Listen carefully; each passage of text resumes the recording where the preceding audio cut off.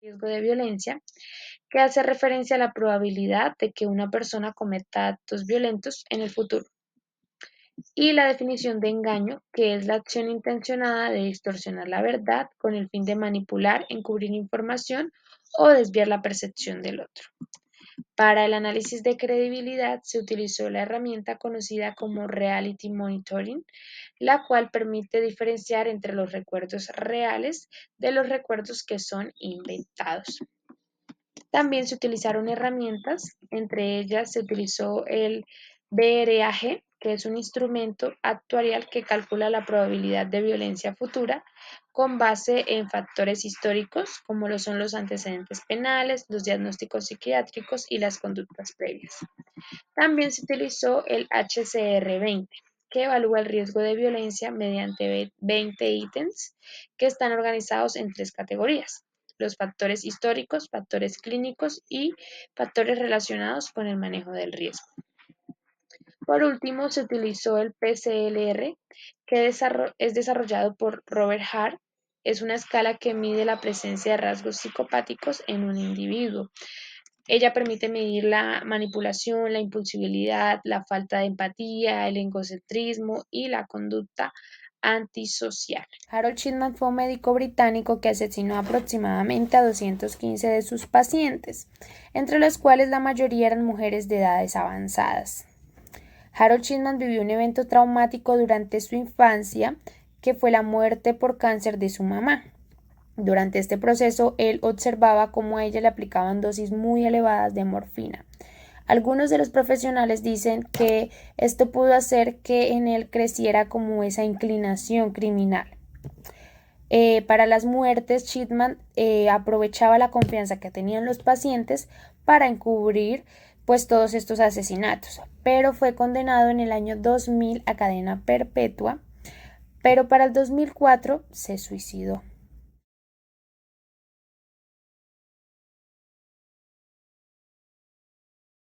Con base en la aplicación del protocolo HCR20 al caso de Harold Shipman, se obtuvo un puntaje total de 29 sobre 40, lo que indica un riesgo muy alto de violencia y reincidencia. En la subescala histórica se destacan antecedentes graves como los más de 200 homicidios cometidos, el inicio temprano de la conducta violenta y la manipulación del entorno y las características de psicopatía que presentaba. También presentó problemas laborales por consumo de sustancias. En la subescala clínica se evidenció que Shipman no presenta conciencia de enfermedad, hay un rechazo al tratamiento y hay una actitud negativa frente a la autoridad. Esto indica una personalidad poco colaborativa, que tiene poca conciencia del daño que causó y que no hay ninguna disposición al cambio. En la subescala de riesgo futuro se observó ausencia de redes de apoyo, exposición a factores desestabilizantes y falta de planes viables de vida a futuro, lo que eleva aún más la probabilidad de reincidencia en este caso. En conclusión, este perfil analizado corresponde a una peligrosidad alta con un riesgo persistente de violencia, especialmente por la combinación de factores históricos, clínicos y contextuales del caso. Al analizar el caso de Shipman con el BRAG, que es una herramienta breve para evaluar riesgo de violencia, observamos una limitación importante, ya que ese instrumento le asignó un puntaje bajo de riesgo, lo cual no refleja la gravedad real del caso, ya que Shipman fue un asesino serial que actuó de manera muy calculada y encubierta durante muchísimos años. Esto se debe a que, aunque él tenía rasgos psicopáticos, no contaba con antecedentes penales ni conductas antisociales durante su juventud, ni tenía un diagnóstico psiquiátrico grave. Estos factores disminuyeron su puntaje total en la evaluación. Por lo tanto, el BRAG parece que es más efectivo para identificar riesgos asociados a la violencia impulsiva, pero no para detectar casos de violencia profesional planificada y oculta como la que ejecutó Shipman. En conclusión, aunque esta herramienta indicó un bajo nivel de riesgo, el análisis clínico sugiere que si él estuviera en libertad sin supervisión, la probabilidad de reincidir sería muy alta. En la aplicación del instrumento PCLR, el caso de Harold Shipman, el resultado obtenido fue de 20 puntos sobre 40 posibles, lo cual indica la presencia de rasgos psicopáticos moderados, pero sin llegar al umbral clínico, que generalmente se considera para diagnosticar una psicopatía completa, que es de 30 puntos. Observa una alta puntuación en la faceta interpersonal y afectiva. Chipman se caracterizaba por ser una persona con mucho encanto superficial, muy cordial y confiable, lo cual le facilitaba ganarse la confianza de sus pacientes. También presentó un sentido exagerado de autoimportancia, ya que se creía con el derecho de decir sobre la vida y la muerte de otros. Además, fue manipulador, mentiroso patológico y no mostró remordimiento ni empatía por sus acciones. Estas características son muy representativas de los rasgos emocionales fríos y calculadores que se asocian a la psicopatía. Este puntaje nos permite identificar ciertos patrones relevantes. Por un lado, se observa una alta puntuación en la faceta interpersonal y afectiva. Chipman se caracterizaba por ser una persona con mucho encanto superficial, muy cordial y confiable, lo cual le facilitaba ganarse la confianza de sus pacientes. También presentó un sentido exagerado de autoimportancia, ya que se creía con el derecho de decir sobre la vida y la muerte de otros. Además, fue manipulador, mentiroso patológico y no mostró remordimiento ni empatía por sus acciones. Estas características son muy representativas de los rasgos emocionales fríos y calculadores que se asocian a la psicopatía. A pesar de no cumplir con todos los criterios para un diagnóstico completo de psicopatía, Chipman sí muestra una forma de psicopatía más encubierta o funcional, que se expresa principalmente a través de su frialdad emocional, su capacidad para manipular y su uso estratégico del poder que le otorgaba su rol como médico. En conclusión, los resultados de esta prueba nos muestran que Harold Chipman presentaba rasgos psicopáticos relevantes, sobre todo a nivel emocional e interpersonal. Aunque su perfil no corresponde al de un psicópata impulsivo, sino al de alguien metódico, calculador y socialmente funcional, es lo que justamente le permitió cometer sus crímenes durante años sin levantar sospechas. Evaluó el discurso de Harold Chipman a partir de 4 categorías: detalles contextuales, detalles sensoriales, operaciones cognitivas y atributos semánticos. El objetivo fue identificar la calidad y coherencia de sus recuerdos al describir ciertos hechos, con el fin de valorar si sus respuestas corresponden a recuerdos genuinos o si podrían estar siendo construidas de forma intencional. En el análisis de las respuestas de Harold Chipman se identificaron varias limitaciones en la calidad de su relato. En los detalles contextuales, sus relatos carecen de información precisa sobre el lugar, el momento y las personas involucradas. Utiliza frases generales que dificultan ubicar los hechos en un contexto específico, lo cual sugiere que no está recordando experiencias reales, sino construyendo un discurso poco comprometido.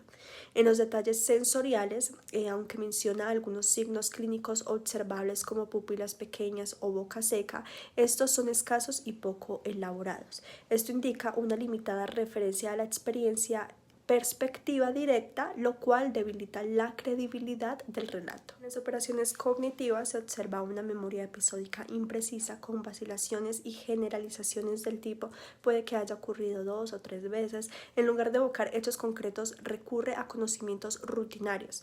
No hay evidencia de razonamientos complejos, inferencias ni contextos lógicos entre los eventos narrados.